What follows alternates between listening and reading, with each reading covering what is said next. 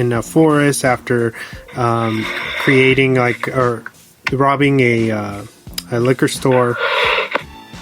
Are they a couple? Yes. Ooh. Yeah. So that anyway, they find this house kind of out in the middle of nowhere, and they decide to break in, and some shit goes down for them. Oh. Whoever's Are they supposed to be killers and stuff? Are they supposed to be killers?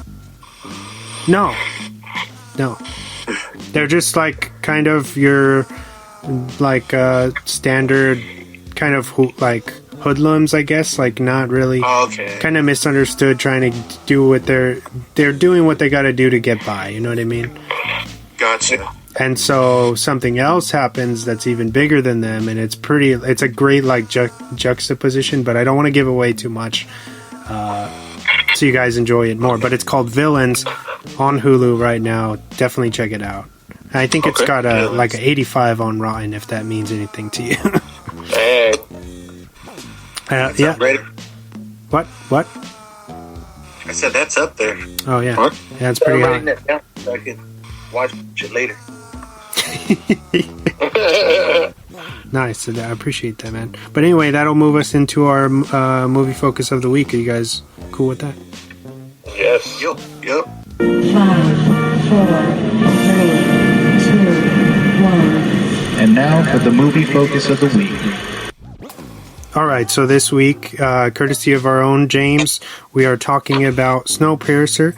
It's rated R. It's from 2013, which is crazy. I remember this coming out. It doesn't feel that long. It's definitely a science fiction film. It runs at 2 hours and 6 minutes, and it's got a whopping 94 on Rotten. Oh, yeah. Directed by the great Bong-Joon-Ho. Written for the screen by Bong and Kelly Masterson, starring Chris Evans, Tilda Swinton, Song Kang-ho, Octavia Spencer, Ed Harris, Jamie Bell, Ewan Bremner, and Ko Asung.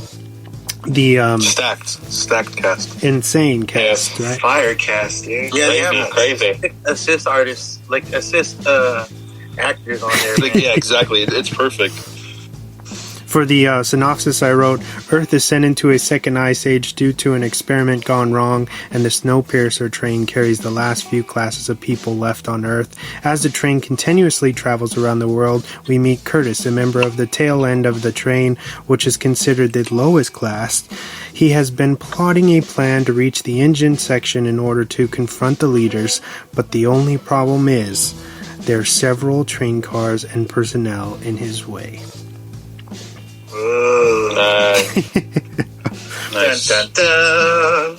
All right. Based upon a French graphic novel known as the most expensive film ever to originate from Korea, Snowpiercer seemed to strike a nerve with both critics and audiences alike. The origins of the film go back to 2005, with director Bong being so fascinated with the source material, he decided to reintroduce the story with a more cinematic twist. Writing took place from about 2007 to 2012, where Bong hired Kelly Masterson to rewrite certain aspects of his script because of his ability to capture tone. All in all, it took about 7 years to complete. After this, Bong has said he'd like to make more scaled back films, which I think since then he kind of has. If you look, if you've seen what's his new one? Parasite. Yeah, Parasite is very condensed, a very tight film, not quite as epic as Snowpiercer was trying to be or felt. But yeah, now that we got the intro out of the way, James, I'll open the floor to you. Why did you pick this film, and what was it like upon watching it again? Oh, okay. So I picked this one because I think right from the start when I started watching it, to me it felt original with the story. I'd never seen anything like that at that time. And then the cast also was just really... a few of these people weren't as big as they are now. Mm-hmm. But when watching it, it was kind of cool seeing them kind of seeing their stardom grow, if you will. And then I don't know, it's rewatching it again was really fun. I've seen this movie probably 5 or 6 times, and then it being on Netflix is comes in handy because it's free and I can watch it whenever I want. So yeah, and I actually found this movie just randomly searching, I think, Chris Evans on Netflix, and that movie popped up. Yeah. But yeah, so that's pretty much why I picked this. I thought it's to me it seems original. That's it.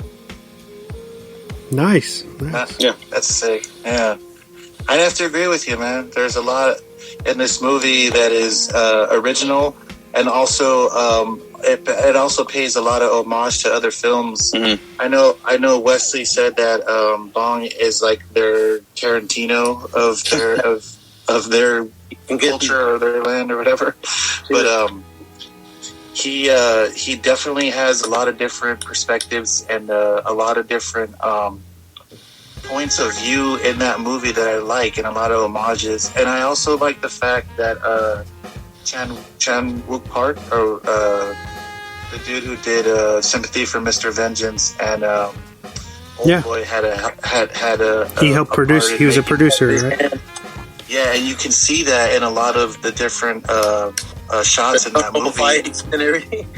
Yeah, the hatchet fights. That's one thing that really stuck out to me. And I know that's in Asian culture with cinema. Yes. That's a lot of when you're dealing with like the mafia in Asian cinema. They always have hatchets. Yeah. Or whenever there's gangs fighting, they always have hatchets. And I like how he kind of threw that in there. His own kind of bringing his cinema from his country into the like United States cinema or U.S. cinema, pretty much, and making it kind of universal is pretty cool. I like me and Vic were talking about this, but like most of the actors we've seen in other movies, and it's cool to see him in this one, dude. Like, and I think Vic helped me out, like point most of them. Like he would know most of like who did you notice was in this that was in other movies, Vic? Like. That are the Edgar guy was from. When I first saw him, I couldn't pinpoint where I saw him from, but he's from the King Kong movie. The one with Jack Black. He's one of the. He's like the little kid in that movie. Yeah. The younger. He's guy. the one who sneaks on the boat with them. Yeah, and I was like, oh shit, that's him. I like doing that in movies. I like doing that in movies. Dude, it's exciting. Also, the main Korean actor in this movie is one of the main characters from Sympathy for Mr. Vengeance, and seeing him in that role and take that kind of like channeling that character from that movie. I see him kind of like taking bits and pieces from different movies and putting them all into different characters of this movie. Mm-hmm. And that's why I like it, dude. There's so many different actors in this movie that are from other movies that I really like. All good. It's all good. Yeah, like you said, they're like assist actors, basically. Yeah, like the cast is huge, and they all feed off of each other. They know, they know their role exactly. It's awesome, dude, to see it. When what do you think about this, Diego? Like, I honestly, I watched it like 3 times already. Watched it the first time.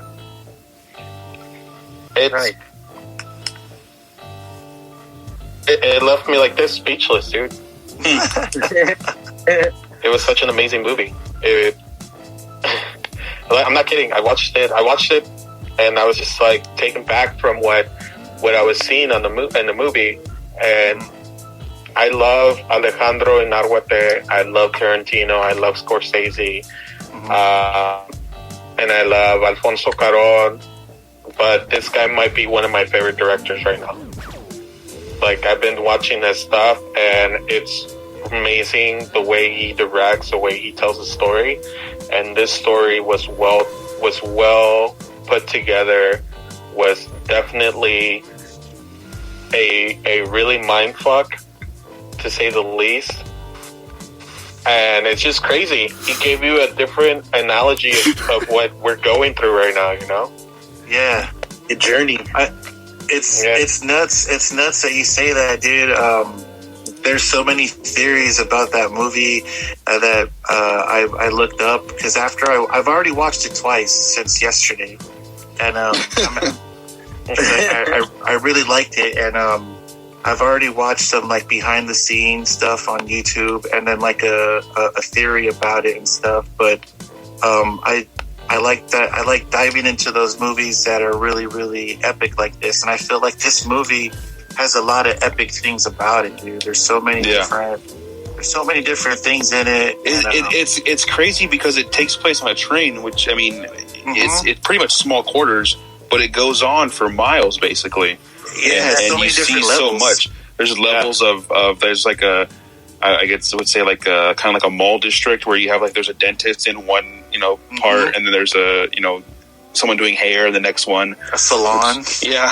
It's crazy. Like a garden and shit. Like what the heck? Yeah. That was pretty cool. Like kind of like Garden of Eden.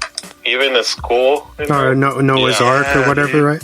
Yeah, Noah's Ark. Yeah, it had the ocean, like the sea creatures. I felt like I was at SeaWorld. It definitely that was like my favorite part. Like he gave it a different spin on the Noah's Ark kind of feel. Because we always get the boats, we always get the spaceships, but we've never really gotten a train, So this was like a really good like change of pace for what a Noah's Ark like would be. Yeah, I get what you're saying with that for sure. It was a cool way to see how society would end, or would end, but how they would treat each other if that were to come to pass. Basically, how the lower class people are kind of just shoved into the back. A big question, or how they would start again. Like like, that's crazy. What do you think about the film, Wes? I was going to say, before I get into that real quick, what about, why does the train have to be going so fast all the time? Because I feel like it's fucking flying, like that shit could have crashed way before they fucking sabotaged the fucking thing at the end, you know what I mean? I have a theory about that, and I've actually thought about that. So, I feel like we figure out that that it's cold as fuck. It's really, really cold.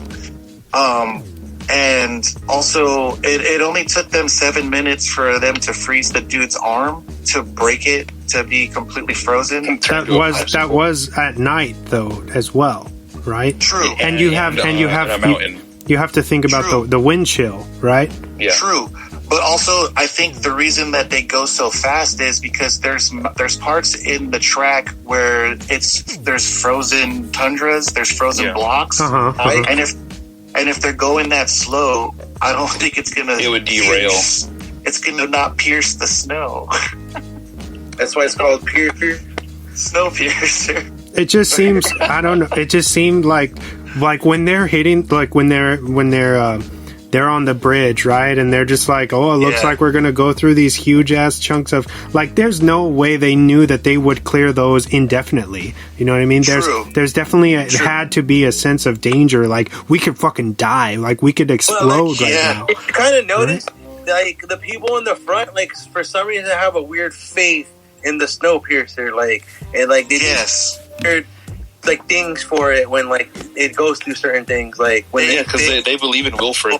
Exactly. Like, so they just had full on faith, bro. Like, Also, even if it's also the people in the first class are fucked up off of Chronos as well. So they're all they're raving. Getting Chrono, please. To Chrono. So I feel like you say, they put a lot of faith in Wilfred, and they feel like since he's hyped them up, and he's also scared them, but also he's also he's like their god. He's like distracted them so much that he pretty much he says it like the engine is infinite. It can't be stopped. It must keep on going. And they're even teaching their kids that shit, dude. Yeah, like you're indoctrinating it into a younger generation.